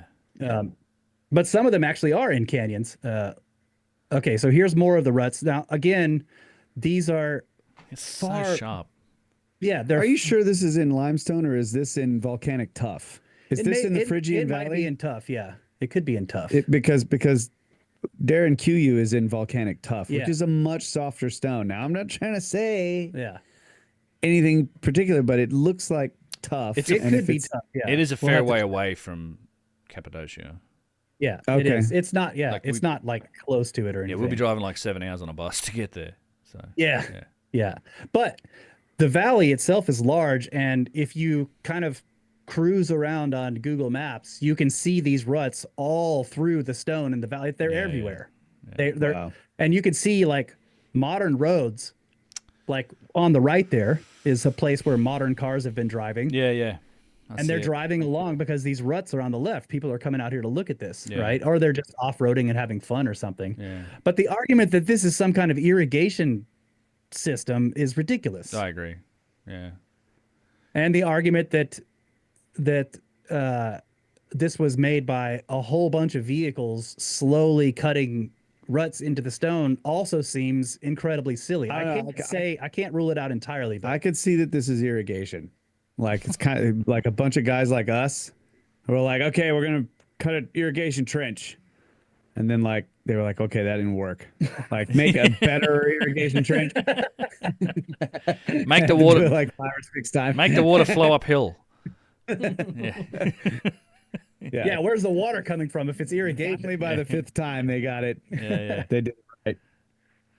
Yeah, I know. Look, I have no answer to the it's a I don't know. I'm interested in seeing them because I just have no with these cart ruts, particularly the ones that disappear like off the coastlines and they go into the ocean and Malta and that's places in like Malta, that. yeah. Where it's like the ocean's been there. It's at that level, been there for like 13,000 years, like, and these just dive off into the ocean. I mean, okay. Yeah, I have pictures of that as well. Let's see. Am I can't actually control the direction there we go. Yeah. Okay. So But yeah, some of these it's cool. Some of these, as you can see here, they go through pretty steep, deep. Is this really a canyon, or did somebody actually cut this? Oops. Yeah, I don't know. I mean, just these images are fantastic. Yeah. Now this one, I'm not sure. This is what I want to look at, right? So this is some of these ruts in Cappadocia, and I want to find the ones that have this profile. Like a where you rounded can, profile. it looks like splash. It does look like Splash, yeah. Like it's got this ridge you know. This looks like And someone so- fired a friggin' ion cannon through it or something. It's right. you know. Yes. And it's hard to tell with this photo. There are better pictures of this somewhere online. I couldn't find them for the live stream, but I'm going to find the sites and take pictures. There's this ripple along the right side that basically you can imagine if you had a fat like tire of some kind running through pretty wet mud, that it would make this splash ripple along the side. And it's been preserved somehow, right? So I don't know. Yeah. This is one of the reasons why I want to go here. Yeah. I agree. That's all I can say. I have nothing to. I bring nothing to the table for cart ruts. I'm fascinated by it. Hopkins, fired unicycle path. That's what that is. Yeah. Actually, yes. Tire on fire. So another interesting thing is that Hot wire on a candle. Yeah. pretty much all the cart ruts are twin ruts that are the same width. They turn, they follow the path. There's always two of them. Sometimes the ruts are crossing each other like or railway split tracks. away. Yeah. But supposedly somewhere here in the Phrygian Valley, there's a single rut. Unicycle. Like somebody, okay, the one guy had a motorcycle, right? Yeah. Yeah. So I'm really stoked to go here because I've been, trying to look at this with pictures from afar for a long time. So I'm excited to get there. I'm gonna fly the drone. I'm gonna LiDAR scan everything I can, get tons of good video and pictures. What else did I want to see. You went past some here. Yeah, so that's like the joining. Yeah, that's where they. Yeah. It's like a railway track, right? It's just like how that shit works. Same thing. It's just, but the weird thing is they don't. Unlike railroad tracks, the railroad wheels are tapered so that they can go around that curve and move, so they don't get that doubling. But how do you do that without? And you better not be moving fast when you hit that turn. Right. It's pretty sharp. Yeah, it is. If you got a megalithic block on your cart, that's an abrupt angle change. It's not like a smooth angle. It's like a sharp, acute. Yeah. I think you're gonna lose it. Yeah. And then it's like how high is the axle here? You got some serious clearance. Right. Then if you get wide enough, the wheels have to be big enough to bring your clearance up this high. Then you can go around a sharp corner. Yeah, that axle's grinding. That deep, that doesn't make any sense because the wheel has to be massive. Yeah. It's wide, so then you need a wider trench to go around the corner. It just doesn't make sense. Man. My Jeep has 40-inch tires on it, and I'm pretty sure I'd be dragging an axle if I was trying to drive through those ruts. Just from the look of it. Yeah. If you got big enough tires to where you weren't dragging an axle, then you try to turn. Right. Then it gets jammed. And the wheel can't. Yeah. There's all sorts of problems with it. So again, here, this is this is called the Phrygian Stone Road Trail. So there's actually a hiking trail that just goes along a really long set of tracks in the stone that go through these that look like, I don't know, I find it hard to believe that this is actually a canyon. We're going to have to see the geology when we get out there. It's difficult to tell from photos, but is it possible that this was actually cut? The whole kind of like the highway, kind of like we do on highways today. So yeah, or for trains, so that you don't have too steep of a, of a grade to go up and down. You just cut your way through that rough stuff so that you got a nice smooth, it looks like train tracks going through a mountainous area. Yeah. Yeah, it's going to be fun to look at it for sure. See if there's any signs of it. Mike from Wandering Wolf, he's been to Malta, he's looked at these, and him and this other guy that he's working with, somebody who's doing, he's been taking LiDAR of the stuff, and he says that he's getting some analysis done of the scans. He thinks that they may all be connected to quarries somehow. The question is like, we were looking at these ones in Austin. Okay. Yeah. And we know that a lot of the ruts in Malta seem to originate at or end at quarries. But Malta's tiny and the place is covered in quarries, so it's hard to tell if that's really what's going on, but it's possible. So the question is there a quarry anywhere in this area? I've done some looking. I've had almost no luck finding any actual academic papers written about this site. I'm looking forward to visiting the place, asking our buddy Ramazan if there's anything he knows of or anyone he knows of. Can he point me to some papers? Maybe they're not in English. I don't know. Yeah. I want to see what work has been done on this. And But yeah, this is going to be great to visit out here, and it's remote, and it'll be a lot of fun. It'll be fun. Yeah, it's quite a rabbit hole, the cart ruts thing. Yeah, yeah. This will be my introduction to it. I've not seen it. I know you've been out and chasing it down for a while, but God, it would just be fun to get some data, and we can LiDAR scan some of this and try to add to that data as well. Like I'll bring I imagine you guys will bring the LiDAR gear, and I will too. Absolutely. Yeah, and drone as well. And I'm probably going to bring a drone to Peru here shortly too. So. Oh yeah. Yeah, definitely gonna do that as well. Yes, and just a brief aside, Russ and I heading down to Peru pretty shortly here to basically organise a tour in Peru. We're going to probably run that maybe October this year, looks like, and then an extension to Easter Island. So people have been wanting me to do that for a while, and I've been waiting for Peru to open up post-COVID, and we're going to go scope it out. And I've got some good people down there that I'm looking forward to working with, so I'm going down there in a couple of weeks just to organise it and hopefully put something on the books. It'll be awesome. Yeah. It's going to be fun. And I'm going to I'll have some Peru photos of my own. I don't have to steep people anymore. Yeah. It'll be fun. Yeah. I mean, I can't wait. I've got it, and it's going to be a different tour. Like I want to take people to Chavan. It's going to be we're going to visit quarries. There's going to be a bit of hiking. We're going to go maybe hike to the Alante Tambo quarry, where all the massive stones, and like along the path where they drop stones off, like there's a few spots where they never made it up the hill. Like they definitely got a bunch of them up the hill to Alante Tambo, these 70, 80 ton granite blocks. But there's also ones that are sort of dropped off on the way, and then into the quarry, which would be cool. The tired stones or the lazy stones, yeah. Lazy stones, yeah. Yeah, there's a lot around that lazy stone legend. There's a massive stone at Sacsayhuaman, supposedly also a lazy stone that killed some people. But when they tried to move it, the Inca tried to move it. Yeah. Anyway, that's another a different topic for all of this. But that's cool, man. Thanks for that. I mean that's great. That I am fascinated by these cart ruts too. I can't wait to see it. So the other place that we're going back to that I'm also excited about getting back to, well, many of these places, obviously Göbekli Tepe, Karahan. We haven't really talked about those here. Lots of work's been done at Karahan since we were there too. I'm stoked to see what they're doing. Yeah, and someone else mentioned that. I think you got a comment about it being like this, the amount of sites that they're discovering in that area, turning it into, some sort of multi-generational thing. I think that's absolutely true. I think what we're seeing in southeastern Turkey is evidence for civilization. Like I just don't think there's any other way around it. When you had Göbekli Tepe and they're like, well, it's a ceremonial site, hunter-gatherers, feast site, whatever. And then you've got Karahan Tepe. It's like, here's another one, and this one's 5 times bigger than Göbekli Tepe. It's older. Oh, and there are permanent dwellings here now. And now you're like, I don't know. There are permanent dwellings at Göbekli Tepe too. Yeah, I know, right?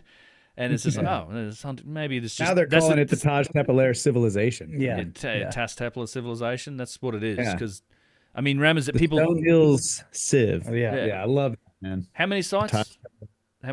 You hit like 12, 40, 80? I mean, I hear numbers in that. Yeah, I've heard it, yeah. From 12 to 80. Somewhere. I've heard that. But a lot. Yeah.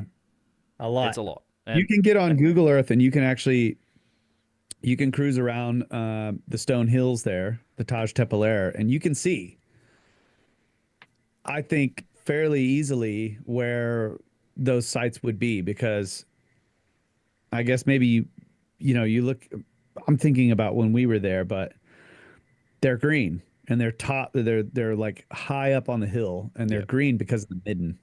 Right.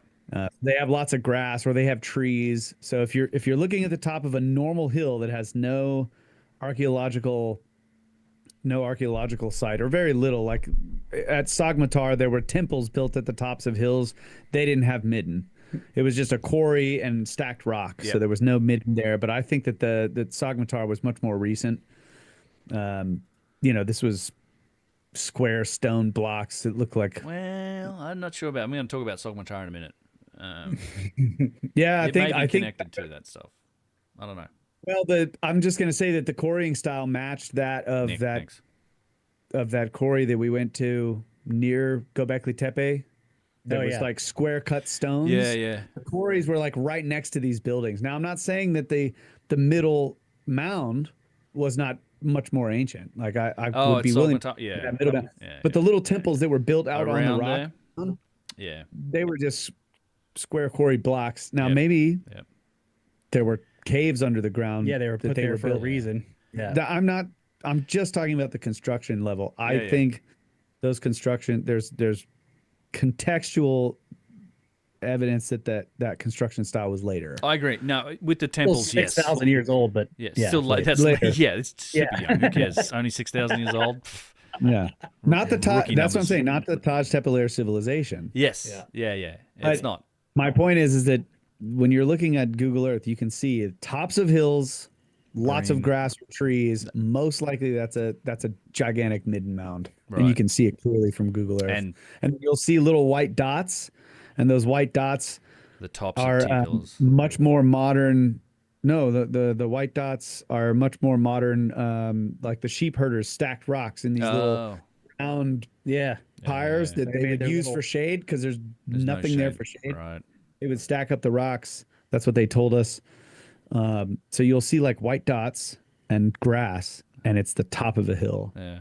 And you could probably Check it out. go walk around and stub your toe on a top of a T-pillar. T-pillar Yeah. for sure. Yeah. Which is what I don't you do know at if- Karahan. So Yeah. that'd be cool. Hey, thanks again, Antonio. Again, man, Yeah, thank bro. you, buddy. Yeah. Final donation tribute. He says. I got my soundboard working, bro. Appreciate it. Ben can't hear it, but Yeah, whatever. That's all right. I'll give him a round of applause here as well. Now your mic's thundered. yeah, the we- round of applause Did come it? through on our end. Screwed it up. Can you hear me now? And we got another one, Commander Commander Xander. Xander, $50 straight to Ah, there you pyramids. go. Woo. Thank you. Straight to pyramids. I've been to pyramids. Yeah, let me seeing as we did sort of segue into Sogmatar, Yeah. but let me jump into Sogmatar because Yeah. where did I put it is the question. Actually, we want to look at Turkey. Are we done with this? Should I stop this share? Yeah. I'm going to Sogmatar.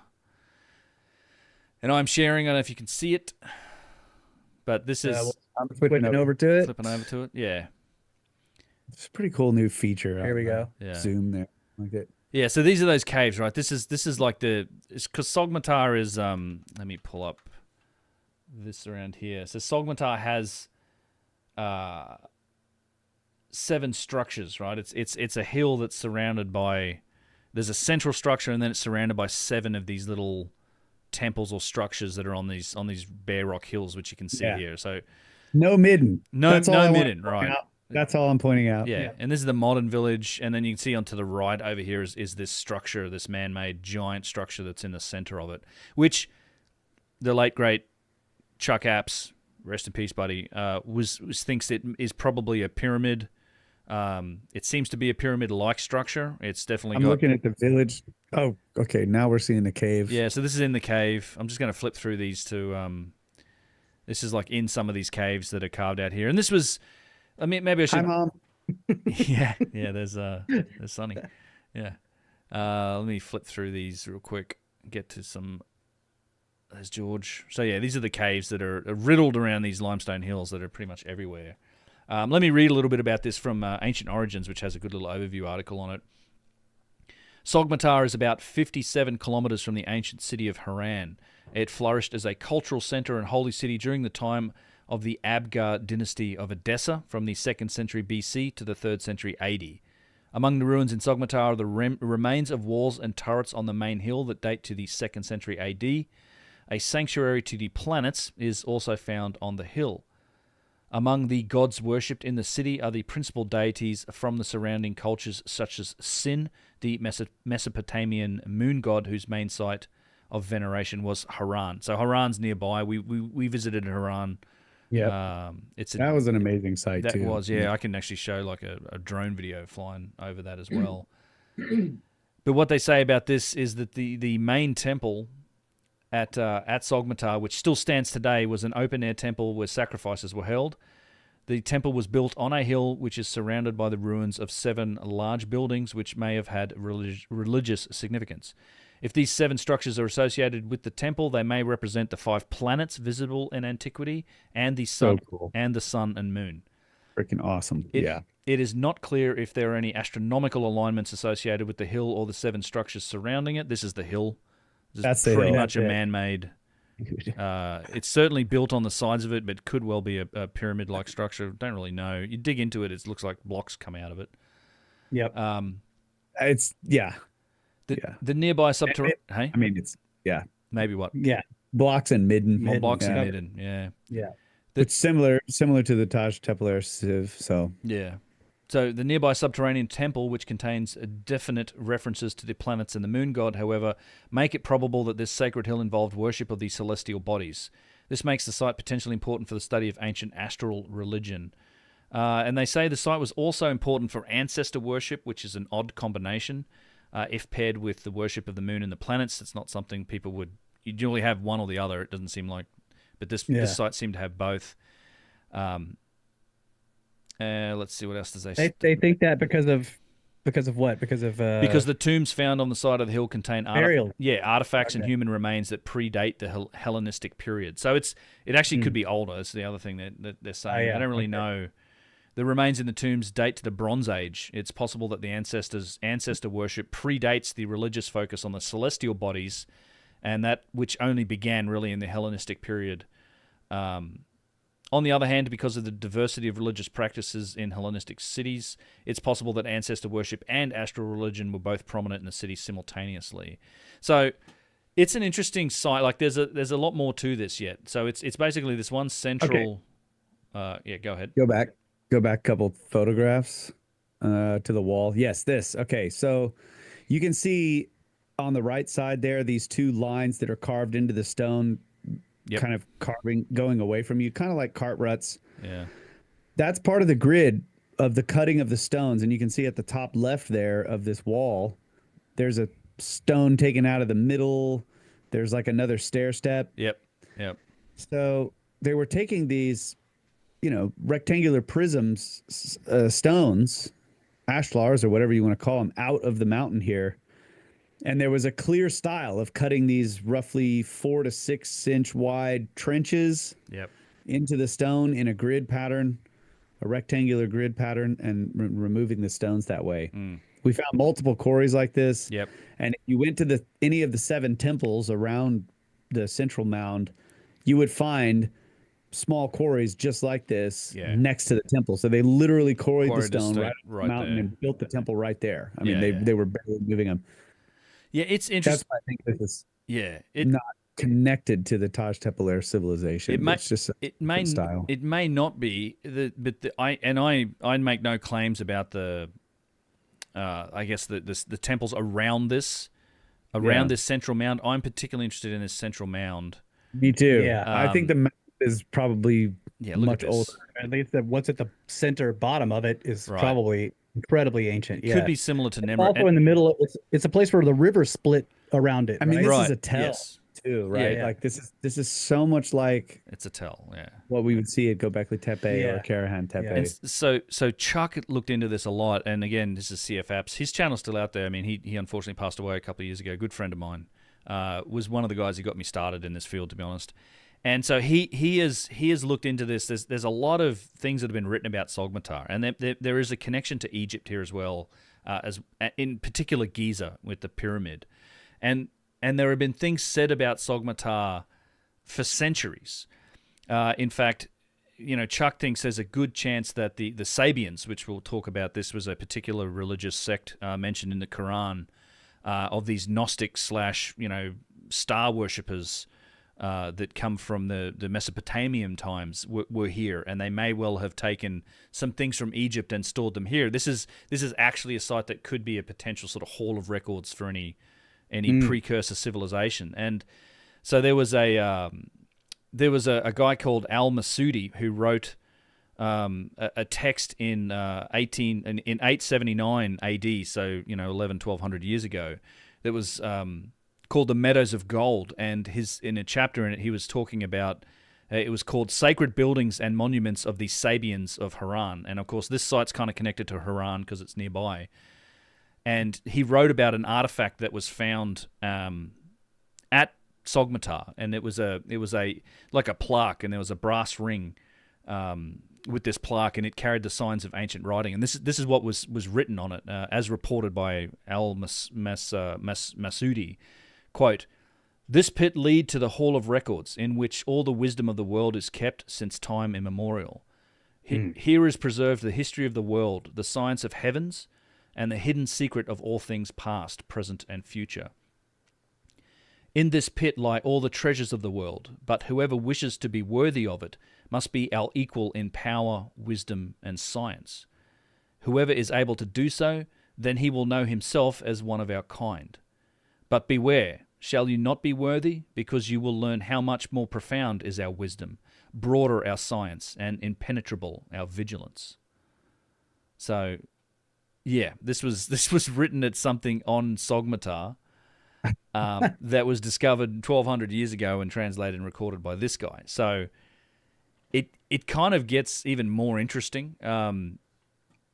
As you dig into this, it's like, well, okay, who are the Sabians? And we talked about this a little bit before the stream, but the Sabians of Harran were essentially a religious group. They're mentioned in the Quran, but you know they're often associated with the Gnostics.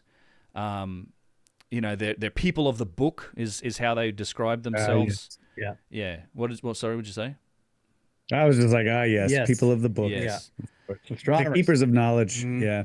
Yeah, so, and this is, if you look up who the Sabians of Harran were, they were adherents of a poorly understood ancient Semitic religion centered on the upper Mesopotamian city of Harran, who were described by the Syriac Christian hagiographies as star worshippers. So they were into this, like the heavens, and they were worshipping stars. They practiced an old Semitic form of polytheism combined with a significant amount of Hellenistic elements. So there's an interesting connection to these guys. So, you know, they have historical figures that came from them, from these cults in the 9th to 11th centuries. You have, notably, there's Haranian astronomers and mathematicians that were noted figures kind of in that Arab, in the Arab world, that were known to live around that time, that were part of this cult. So they were definitely a knowledge cult, it seems like to me. It's like they were like a serpent cult, I guess, right? They understood the heavens. They seemed to have this connection to the past. And the one thing else I'll mention here is that there's definitely a connection to Egypt, which I'll get to, but one of the other things that's known around this region, and there's some evidence for this, but it's something also that Chuck talked about, is that the Knights Templar were pretty active in this region, right? They were definitely all over Harran. They were doing what they were doing, which they were digging around looking for ancient valuable relics and doing that sort of stuff. So the Knights Templar in later periods were actually in this area. They're very interested in this region. And, you know, funnily enough, there was a study done by the Department of Medical Sciences out of the University of Trieste in Italy that was an archaeoacoustic analysis of a temple in the ancient site of Sogmatar in southeastern Turkey. And this is Archaeoacoustics, probably like this, Kyle. Let me switch back over. I'll stop this share. I think I'm done with pictures. I'm just going to run back to the big screen. But before I read what they said about this actual study, this study provides another quote from that same Al-Masudi document, which was the ancient Arab historian and geographer. You know, the meadows of mold, and this is another one of his works, the meadows of gold and mines of gems. And this is what he wrote about Sogmatar in that same chapter, Sacred Buildings and Monuments of the Sabians of Harran. This is a crazy passage. I thought this is really interesting, which when you combine it with the Templars and potentially this connection to the pyramid, this is what he wrote. At the extreme boundaries of the earth stands an ancient temple, which is round and has 7 doors on each side, and a lofty dome, which has also 7 sides, and is famous throughout the land for its extraordinary height and admirable construction. On top of the dome is a kind of precious stone or crystal as large as a bull's head, dispelling darkness for a great distance. Many great kings of old have tried to get hold of this stone, but with no success. All those who tried fell lifeless at a distance of 10 feet. Even if one used spears, arrows, or other similar contrivances, these similarly stop and fall midair at a distance of 10 feet. To this date, there is no means for a man to get hold of this stone. Those so daring or foolish to think they could demolish the temple would be struck by instant death. Certain sages explained this phenomenon as being caused by certain magnetic stones placed at a regular distance all around the temple. And Man. interestingly, part of the study that they ran at this site, this archaeoacoustic study, they also did magnetic studies, and they identified strong magnetic fields that are basically without explanation at that site. They just report that yes, there's a bunch of magnetic anomalies on this site. Yeah, so the preliminary study found some interesting peculiarities that confirm a deep knowledge of resonance phenomenon at frequency suspected to affect brain activity. And on a sidewall, we also identified a strong magnetic field that is without explanation. So, yeah, there was, and then the study gets into like what they did and where they went with it and everything else. I don't really know what else to say about it. There's also that well on the site. Yeah, remember? It's a giant well hole, just like straight down through the bedrock, and there's water way the hell down there. It's a huge. It's like a, you think of a shaft in the Giza Plateau. It's like similar. Yeah, it's weird. I mean, what's down at the bottom of that thing, man? Yeah, it's like these Sabians had a connection to Giza. I mean, even if you read Fingerprints of the Gods, Graham Hancock wrote about the connection between the Sabians and the Egyptians at Giza. So you just sort of got to wonder, did they bring something out of Egypt or out of where Egypt was formed from, Hermetic records, that sort of stuff, and stored them at this location where they stayed at? You know, it's like almost similar to the Grail Trail or the Ark of the Covenant Trail. Like Sogmatar's this crazy spot, and it's there's this one big pyramid like thing in the center that seems to have all these ancient mysteries around it and ancient stories around it. So again, it's one of those sites I want to get back to because I knew nothing about it the first time I went there, and I want to do the hike. The hike from Sogmatar to Karahan. Oh yeah, it's up to the like I think it's northeast of there. Yeah. Dang, I would like to say about the Turkey trip is it's so beautiful because you're cruising out like, I mean, we go to these sites and you're just rolling through these hills and it's just. I'll share some pictures. The view and everything, it's just so fantastic all the way. The drives that we take. Now, I want to point out before you change pictures real quick. Oh, sorry. No, I'll go back. That is a good example for the people who want to like cruise Google Earth of what I'm talking about. You can see the mound there, how green that mound is. Yeah. Now, obviously, it had just rained, so that's not always going to be green in Google Earth, but it's very distinct from the surrounding landscape because it has foliage. Bedrock. Yeah. Yeah. It's all exposed bedrock. So the mounds, the midden, and the tells will all look slightly different. Yeah. So you should be able to see them from pretty high up on Google Earth, and then you can zoom in and check and make sure, like, oh, is this what this is? And then of course, you'll have the issue of sometimes people see valleys where they're mountaintops, and you got to make sure turn the monitor upside down. Yeah, if that's your problem, just hang upside down and scroll. But yeah. I mean, this is Karahan, right? That's Karahan. I mean, it's another thing. Mound, midden. Nowhere nearby would a hill like that be green. Right. They're white. They're the color of the bedrock that the archaeologists have uncovered that area, and it's that light grayish blue color. Yeah, I'm sure I can find pictures of the hills. I mean, maybe Göbekli Tepe.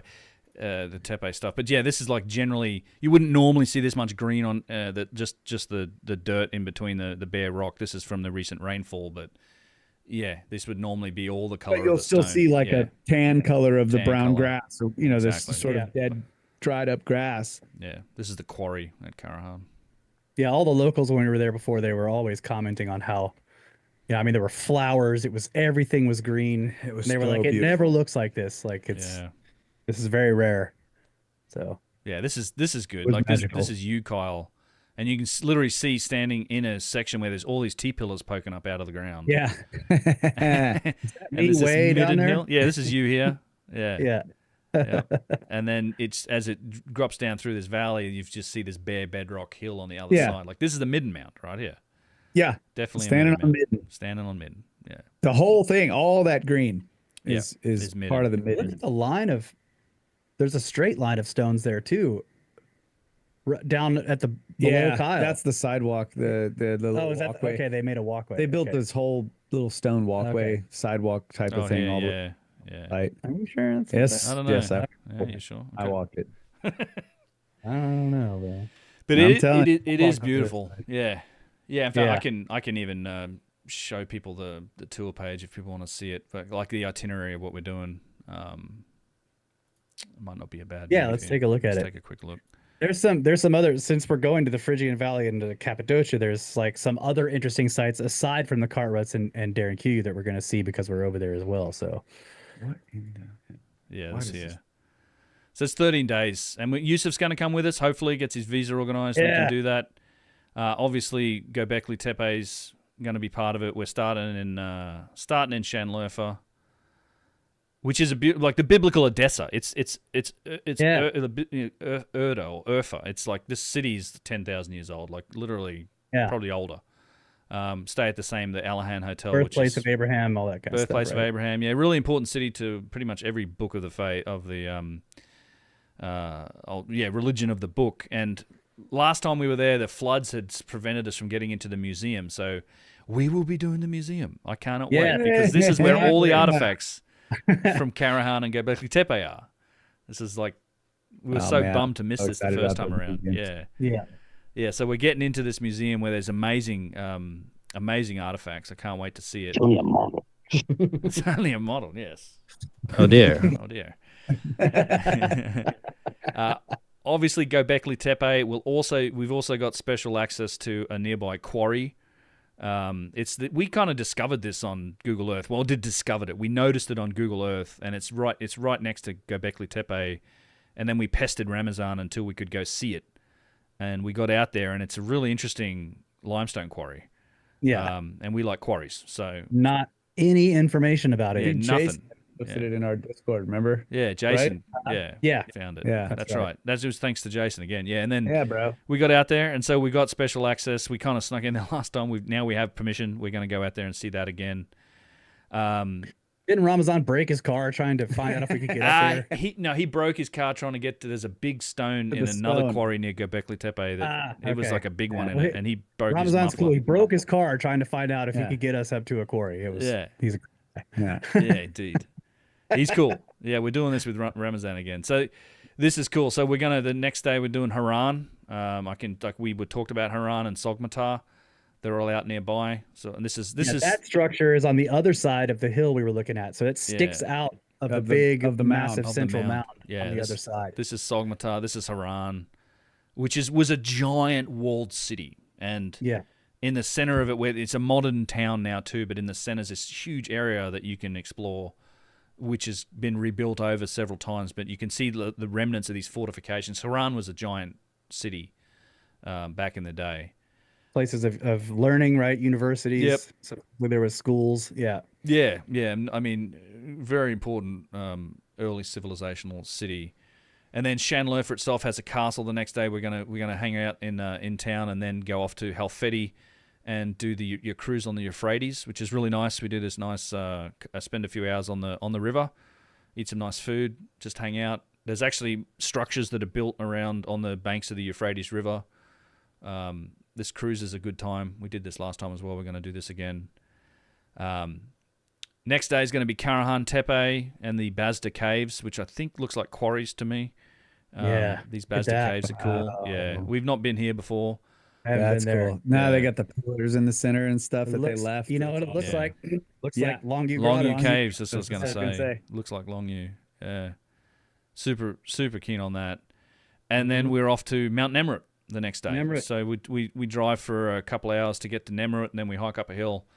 Hopefully conditions allow us to do it, which will be fun. And then normally this was pretty much all we did. We did pretty much this on the last. So this time we're extending it. We're going out to Cappadocia, which takes a day to get to Cappadocia. The next day we're going to be exploring Derinkuyu, underground city. We're going to go see Ushisar Castle as well. This is all Derinkuyu. Then we drive off to the Phrygian Valley. We're going to go see the cart ruts as well as Ayazini metropolis. Significant point in the Phrygian Valley. Yeah, this rock cut is going to be really interesting all over the place here. Yep. Is this the origin of the Phrygian cap? Is this the same? Phrygian cap? Phrygians, yeah. Yeah. The Phrygians are from there. Yeah. So is this the origin of what is the guy who wears the Phrygian cap? The whole religion based on this guy. The seafarers, you mean? No, he's like he's sort of like a Jesus character. The Phrygian cap. It's ringing a bell, but I don't. Yeah, I don't know. you're talking. Come on, guys. Randall talked about Help me out, chat. this dude a lot. Mithras. Thank you. Mithras. Yeah, okay. Yeah. That's it. Is that where he's from? Smurfs. Peter Shell. Peter Shell says it's the There you go, Smurfs. Smurfs. Yeah. Yeah. Bingo. That's what we were looking for, Peter. Thank you. You guys know. Anyways. So yeah. yeah. UnchartedX.com/Turkey 2025, or just on my website you find the link to it. If you're interested in joining us in Turkey, it's going to be a good time. Yeah, there's links in great. there's links in the description of the live stream too. If you can just click on it, go look at it. Yep, same. There's other cool stuff. Just aside from just going to the ancient sites, the whole cultural, getting embedded in the culture over there. Sanliurfa. Yeah. Food is awesome. food- The bazaar, Food is really good. Or just walking like through a the bazaar and all that maze. stuff. It's like a labyrinth of shopping. It's The really yeah. cool to You go go through. down there and you Yeah. feed the fish. Yeah, it's Fish Lake. It's Fish supposedly Lake. where Fish Lake. Abraham was they tried to burn him, right? The logs turned into fish and The fish. and the that's fire right. was they tried he wouldn't burn, and the fish Yeah. are like Balaclava. It's obviously Balaclava. whatever Yeah. that means. That's what they. Somebody was telling me when we were there. I don't remember where we were, but they were like, "You got to go visit." It was a Turkish guy, and he was like, "You must visit Balaclava." Balaclava. And I'm like, "What is this place?" That's And Fish I'm Lake. like trying to figure it out, and it's Fish Lake. Okay. Yeah, we've been there, yeah. Well, we That's do. where we'll be. Yeah, it's nice because it's all walking distance from this hotel. We're in like the nice part of Sanliurfa, and there's this giant bazaar that you can literally get lost in just across the street, and it's a fun time getting lost in it. We figured out how to get out of there. It's like you need to start following the drains and use contours. You're either going up or down. Right. If you follow the drains, you'll get out. Like Pay attention Yeah. to the drains. And if you need to get back to the hotel, go upstream. upstream. Yeah, you eventually pop out on the street and you're like, I can find the hotel. Yeah. There's It's also really there's tons of hanging out. We're gonna be jamming. Yep. Wherever we get a chance. Yep. And there's. I want to sit in the like a little egg thing in the middle of the. Oh wait, that's the hypogeum. Never mind. Damn it. We will get there That's too. Malta, bro. We will go to Malta's Malta. gonna Yeah, happen. eventually we'll get He there. wants Malta's to. gonna He wants to sit in the oracle room. Yeah, I Oracle want to room. play a song and let it go. Everyone in the whole place can hear it. Yeah. Maybe we can find a place like that in Derinkuyu. Yeah. Maybe. Well, we're going to find out. So, yeah, that's awesome. I thank you guys for hanging out today. I think that was Yeah. That was great. good We can wrap chat. it up. Yeah. Yeah. Much appreciated. One more thank you to Nick. Nick again. Is that and Nick? Nick Yeah. hit me up again too. So let me Yeah, so boy. let's He says Turkey or Peru.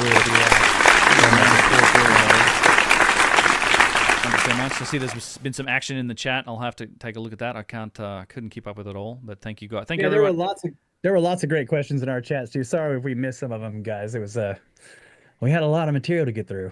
But thanks for being here. I'm not sorry.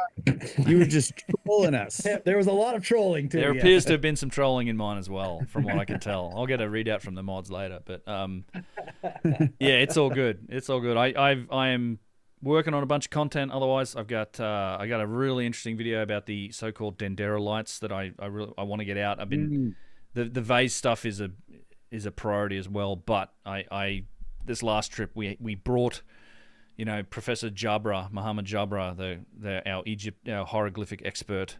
We actually took him to Upper Egypt this time, and we went into the Dendera temple and the crypts at Dendera, and he just ran us through everything that's written on the walls around those light bulbs in the crypts, and it was phenomenal. So nice. We're gonna get into that. Mystery solved.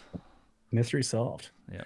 Fantastic. All right. Well, thanks to everybody who was watching, everybody in the chat, all the support, all the super chats, and everybody who supports the show, both UnchartedX and Brothers of the Serpent. We love you guys. Always have. Always will.